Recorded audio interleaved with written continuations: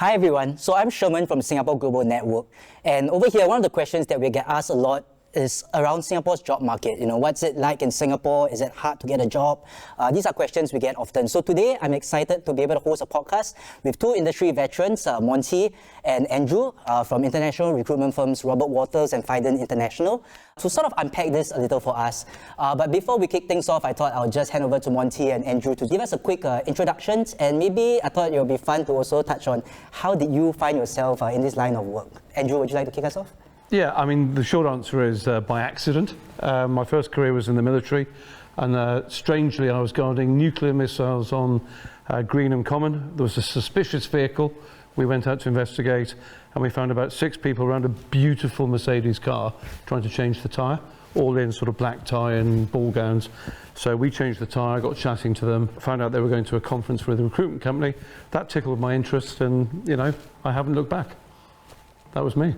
Yeah, and what is it you currently do at Fiden? I'm the Regional Managing Director for Asia Pacific. I look after our business interests across the region. I've been with Fiden this is my 13th year. It's an international company.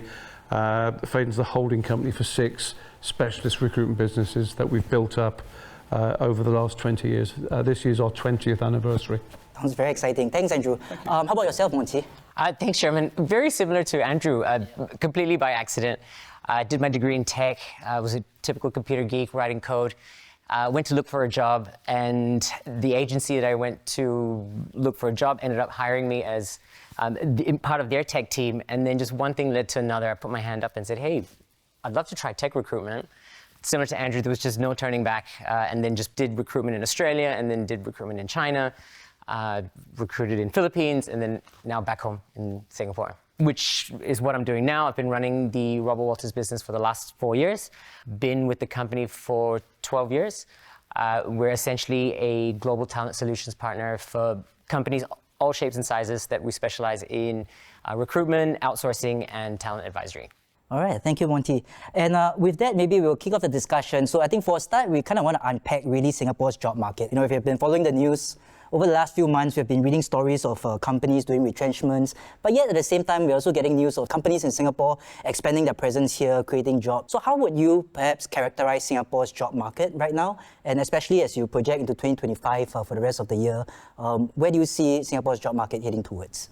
I don't think anyone would deny that the last 2 years has been less opportunistic than previous years. When we came out of the COVID years, there was a massive pent-up demand. So for the full year 2022, I think there was record employment in Singapore and very low unemployment. But I think that's a thing to focus on. Singapore still has, very low unemployment compared to other countries around the region of APAC and certainly around the world. It's under 3%. And I think people have been cautious in 2024. I think there's a lot of things going on in the world. We've got more elections. You've got some geopolitical conflict going on in the Middle East and then obviously in Ukraine. So I think the job market as a whole has been suppressed, but it hasn't been, I think, all doom and gloom. But in other industry sectors, there are pockets of growth like anything. Yeah, and I think the key word is cautious. I think this year has been interesting in some respect, just aside from geopolitical reasons, but it's also quite expensive to operate businesses in Singapore, so operating costs are high, and it's essentially that's led to a lot of companies being very cautious on how much they spend, whether it's through expansion, through people, through space. But we have seen in some areas, there has been hiring demand. I know you talk about, you see on the news big layoffs in tech companies, but you still find even non-tech companies still investing in tech. Where do you see these pockets of hiring activity taking place? Is it concentrated in certain sectors or certain skill sets and functions? Or? This year we saw a spike in jobs coming from the consumer space. Healthcare has been a really busy sector for us across both the commercial and the technical side. And when we look across tech, interestingly, and this mirrors IMDA's digital economy report, but when we ran out a survey, we found that there were still lots of jobs in tech, but in non-tech companies. So a lot of companies in FMCG, manufacturing, investing in building their own tech capabilities. Within the financial services side, there's been a fair bit of interest coming in from the buy side, so your asset management, wealth management, hedge funds, lots of investments still coming into Singapore. It's still, with highly regulated and compliant financial services nature, still very attractive for a lot of family offices to move their funds to Singapore. So we've kind of seen those areas quite busy for us. And we've seen similar patterns to the ones that Monty has outlaid and outlined. So if we look at life sciences, in terms of drugs, devices, clinical research, the end-to-end production, everything from researching a drug or device and then getting it to market, sales, commercial roles, I think they are strongly in demand. We're starting to see an uptick again in R&D requirements within life sciences. And I think it's important to just explain the lens we see the world through from a point of view of the job market is people typically 7 to 8 years experience, first degree, 70% of them have a second degree. So that's kind of the lens that we look through. So the demand for experienced hires in those areas in life sciences, as I just outlined, hasn't gone away. If you look at financial science and financial services, everything that's just been said, Singapore has got an attractive, transparent legal system, and it is very well regulated by MAS. And I think we're seeing a lot of family offices and family large chunks of money wanting to come into Singapore. That's one area. Typical front office roles are in demand again. And I think because of the regulatory frameworks that are in place and continue to be put in place by the Monetary Authority of Singapore, the demand for people with great regulatory and compliance skills hasn't gone away and will keep being in demand. If we go back to tech, there's lots of talk about AI and machine learning, what I call GAFANG, Google, Amazon, Facebook, and the next thing, the new things. But actually in transformation, people transforming their customer experience, the end user experience, using AI and machine learning. The people with those types of skills who can run an end-to-end project, again, we're seeing demand for that. And interestingly, it's not always in the big names that we think about. Some of it's companies catching up, and some of it's about companies wanting to get way ahead of their competitors by using technology. Both Robert Waters and Faidan, you guys work closely with companies to help support them in their hiring needs. Are there specific skill sets or functions that you feel are quite hard to fill in Singapore? It's quite hard to source for these talent, and it's very high in demand, commands greater salaries. Yeah, actually, to what Andrew pointed out in terms of AI, and I'll share a couple of recent stories.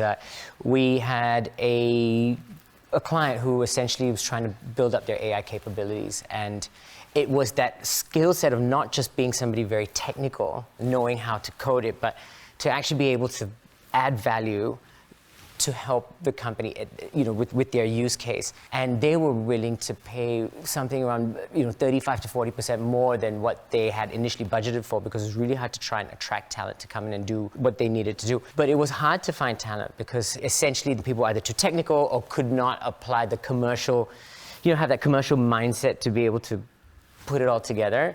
And that's going to go on, I think, for the years to come. I think, we've seen how it's now starting to already transform a lot of the ways that businesses operate. But you can just imagine the advancement over the next 5-10 years. I mean, we might be out of jobs in the next 5 to 10 years and replaced by robots.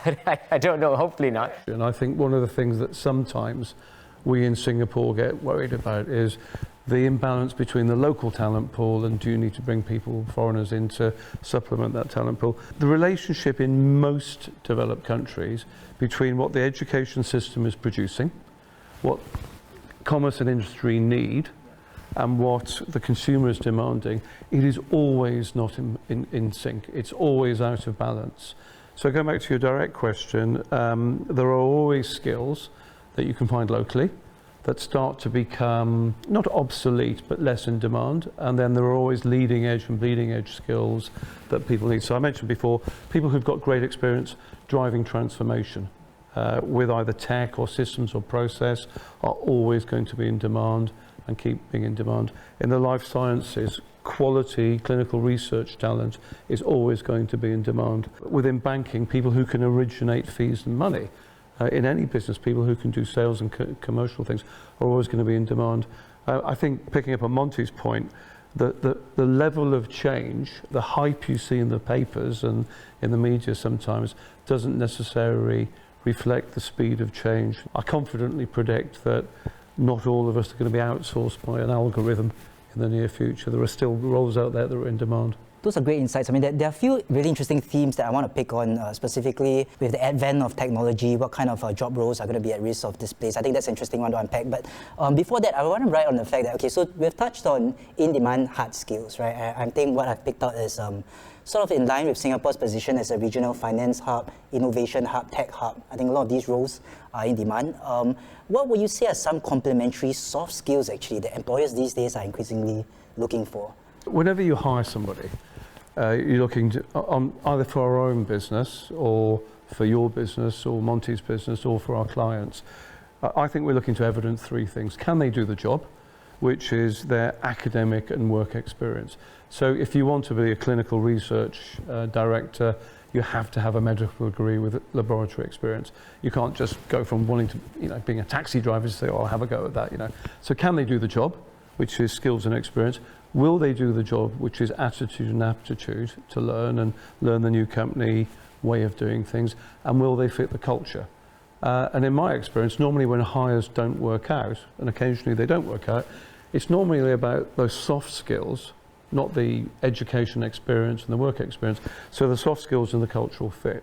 So often I think we're required to look at the right competencies and behaviours that people will have. Now, as an example, Singapore is a multicultural melting pot. So people being diplomatic, people being agile, sometimes people being able to cope with ambiguity, people to be self-motivated and get on. There's some of the type of softer skills. I think really good discipline, sleeves rolled up, all these types of things, depending on which client you're looking for, are the things that are asked for. But it's never one size fits all. But I think increasingly, agility, adaptability, resilience in tough times, and certainly diplomacy and the ability to be culturally sensitive and culturally aware for Singapore are important things if it's foreigners coming into the country or if it's people who've grown up and live in Singapore, Singapore nationals, to work in those mixed cultural environments. I would say they're some of the softer things. You touched a little bit about what Singaporeans are traditionally known for when it comes to soft skills. Are there areas that you have noticed that Singaporeans, on the flip side, aren't great when it comes to soft skills, that we sort of need to pay more attention to in developing? Oh, that's a great question. I think people always want people to be hands-on and think outside the box. And I think sometimes people are cautious about taking risks with ideas. So I think you have an educational system here which is very good at learning. Some of the feedback sometimes we get from clients is people could be more innovative, push the envelope, push the boundaries. Now that's on a case-by-case basis. That's not suggesting the entire population of Singapore doesn't push the envelope, doesn't push the boundaries. But I think that's one of the comments that clients will make, that they want people to be more adventurous. Monty, I don't know if you've got anything else to add to that. Andrew kind of shared quite a bit on the different types of soft skills that people look out for. It's quite subjective, but it's essentially, when we have hired for us, we've hired people based on soft skills, not necessarily the hard skills that you see on the CV. And then the question comes, okay, well, how do you assess, regardless whether it's Singaporean or not, but how do you assess someone's soft skills in a 45-minute or 1-hour interview that you have? Because again, an interview is the first impression that you have. Well, the resume is the first impression. The interview is more or less the second impression. And we advise a lot of clients that we work with as well. And we pick up on the ground what people are doing, and it's all these scenario-based questions. There's assessments, but I think the soft skills that we've seen more so now is problem-solving skills, right? So you put everyone through a little scenario, see how they get out of solving a specific problem through complex scenarios. When you look at agility, actually I think that's something we see quite a lot, and the resilience is how does somebody, you look at the types of jobs that they've worked and the reasons for them leaving. It says a lot about a character as to why somebody leaves a job. And we go through so many candidates, and you talk to so many people, and you can understand some of the soft skills that come out through the conversation. Then to your following question about, the soft skills that in Singapore. Now, I'm Singaporean, I was born and raised here, right? And I think the education system's great. And I think national service was a turning point where you learn so much about, I remember dreading going to national service. I just sit there with my mom going, why do I have to do this, you know? And she said, you know, you have to do it. And I tell you that the soft skills that you pick up through the 2.5 years, I came out and had no regrets because it taught me a lot about who I am as a person, the person that I wanted to be, and just things around discipline and respect and, you know, a lot of intangibles that you pick up along the way. But, you know, when you go into the workforce, you eventually become a different person. And, you know, again, if people grow, and we talk to candidates who have also had a rough start in their career journey and then deal with unconscious biasness because, you know, there's a bias that they leave jobs after 1 year or you know, 1.5 years. But it could be for valid reasons. People grow. And then these things get impacted when someone looks for a job. You know, I think the soft skills bit is an area which, again, I think a lot of people need to be mindful of that. That's also what they're being assessed of when they're applying for any job, not just, you know, what's on your CV. Just picking up on innovation, I got some good exposure. I volunteered to do an innovation course over a series of weeks at SMU, Singapore Management University, and it had everything from big companies in that in the cohort to small independent businesses. And I think there is a recognition that innovation is required. So understanding it's needed and then working out how to do it.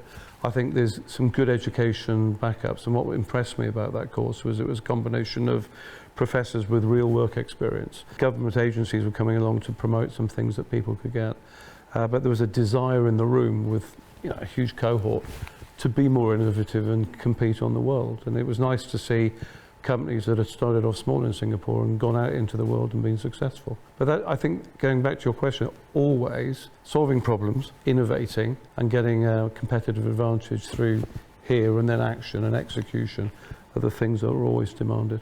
If I could just go back to something that we briefly touched on earlier in terms of the rapid technological progress that we are seeing, especially with regards to AI, something that scares me as someone coming from a marketing background, just seeing how AI today, the way it makes content creation so easy, for example. As graphic designers, I would be a bit fearful of losing my job. Where do you imagine this going in 2025? Is there room for more jobs to be displaced with AI? For example, what are your thoughts on this? I could sit here and talk hours on AI, but I mean, just the way it's already, like as I mentioned earlier, on the way it's evolved over the last few months. So, you know, it's quite exciting to see what's going to happen.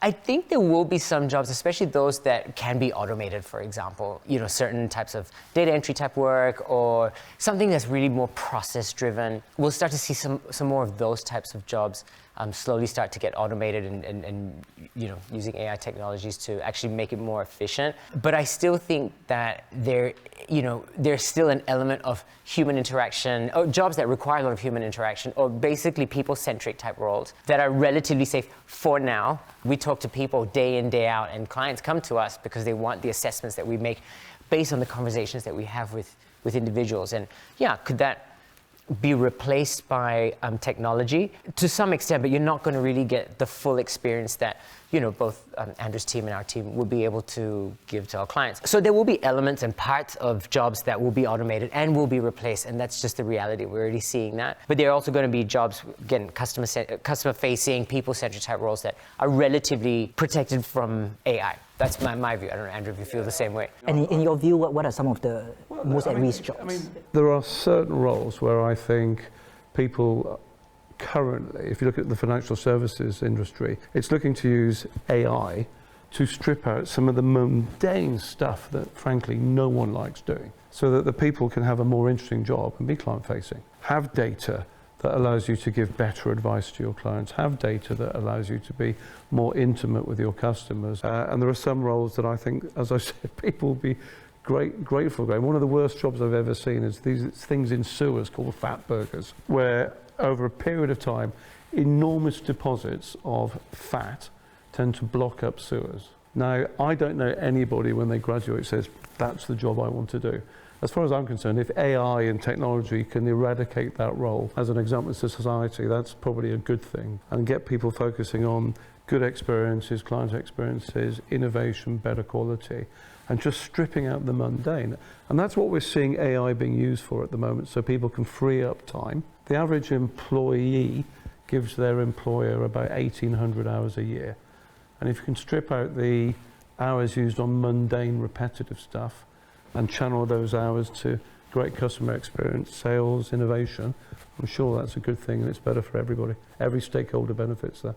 Well, we are still on sort of the macro job market insights. I think something that I want to get both your opinions on is, so Singapore Global Network, we are really an international community of about 130,000 members, half of whom are Singaporeans based in Singapore and all around the world. The other half are actually foreigners who are interested to work in Singapore, who are currently working in Singapore, or who might have returned home. And it's interesting because depending on who I speak to, I get very different views of Singapore and how open we are to international talent. So if I speak to those who are international talent who are keen to work in Singapore, they would say Singapore's increasingly closed off to foreigners. It's coming across in the policies, how hard it is to secure an interview with local companies here.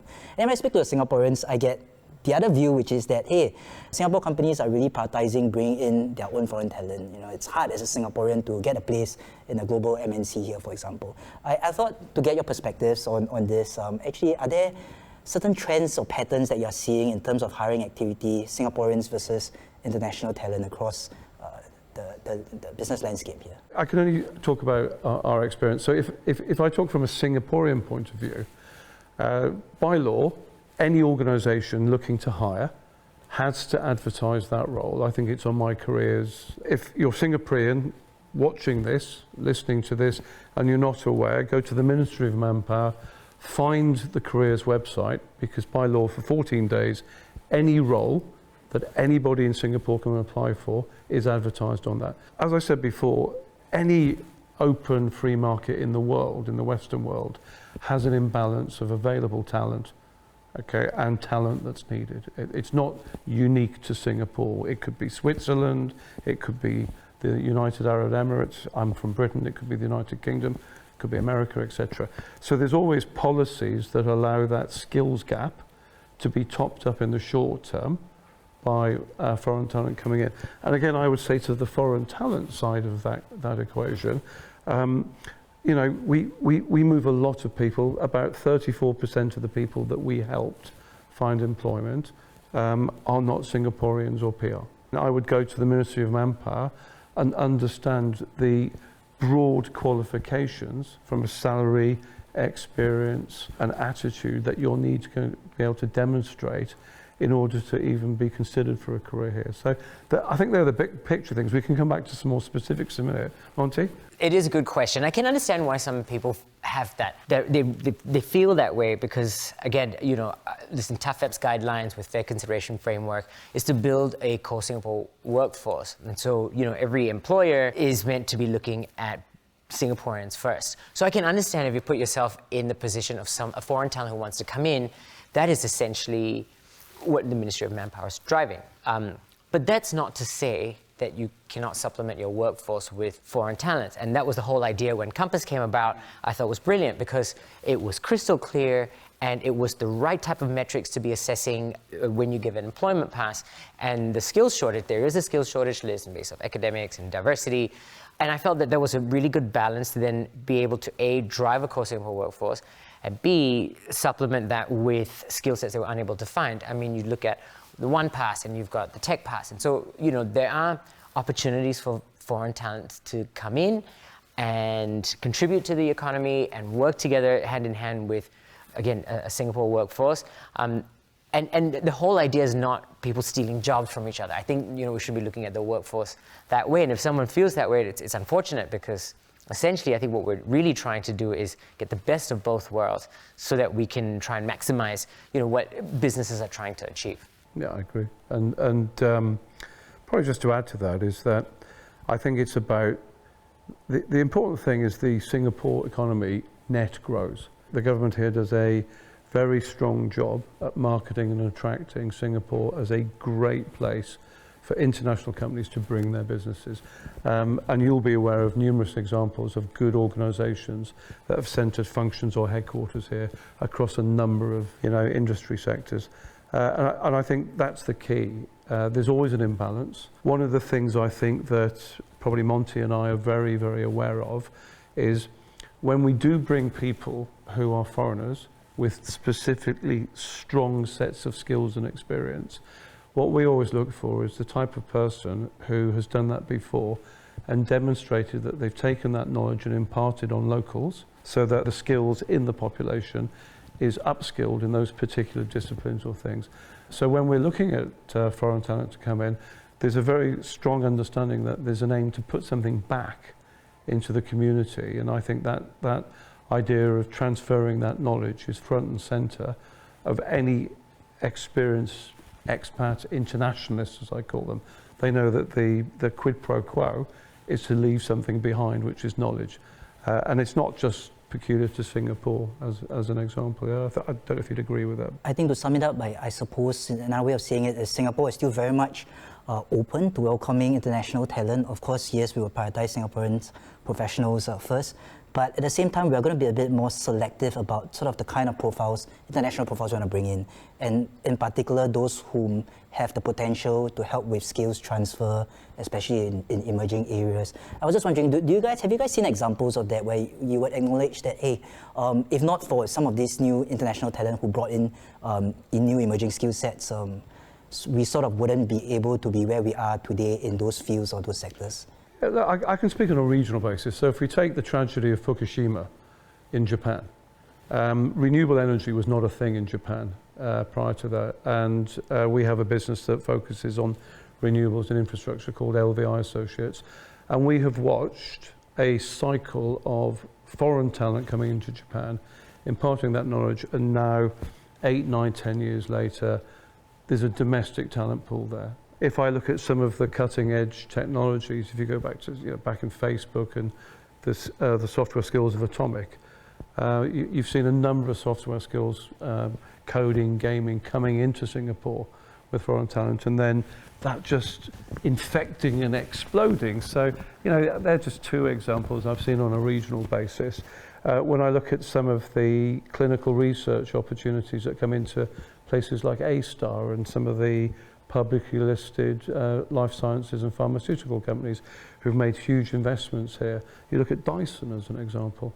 So I think there are many examples where that talent's come in and then put the skills into the local population. We've seen some tech talent come in on Tech Pass, and these are very senior folks from San Francisco, and they're still in their current position. So, but the objective was for them to come in and again train and build a local team with the expertise, and we're going to see this happen more and more when we look into the future, right? I think, again, there are gaps in whether it's in sustainability or in tech or in clinical research and in R&D, but whatever the case is, I think it's really good that we can identify these gaps, and if there are opportunities to bring in foreign talent to come in and, again, sort of impart their wisdom or knowledge or towards the local economy, I think it's win-win for everyone. Probably just one other point to make.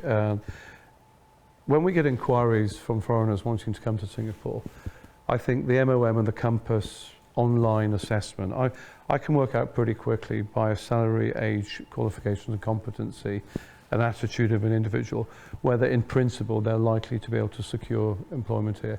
So anyone watching this who's a foreigner who's attracted to Singapore, very quickly online, that decision will be made for you by just you getting in there and finding out what information is demanded. Sometimes we get a lot of inquiries from people who've just graduated who want to come here. And I think sometimes people forget that if you study in Singapore at universities and register, you can get a different type of visa that allows you to work here. So again, if there are young people watching this podcast and you haven't made your decision on which university to go to, come to Singapore, and that will solve the problem of can you then work in Singapore. And I actually think, if I look at people I know, they've been surprised by that, and I think that's something that we probably need to broadcast a bit more. If you study in Singapore and register, you're going to have the advantage of being able to work here after you've graduated. That's interesting. Yeah, I don't suspect that pathways common one that people usually think about. So that's all for the first part, touching on real market, sort of macro job market insight. So for the next segment, we are going to get a bit more personal with Monty and Andrew sharing some of their top tips and personal advice for job seekers who are looking for their next exciting opportunity.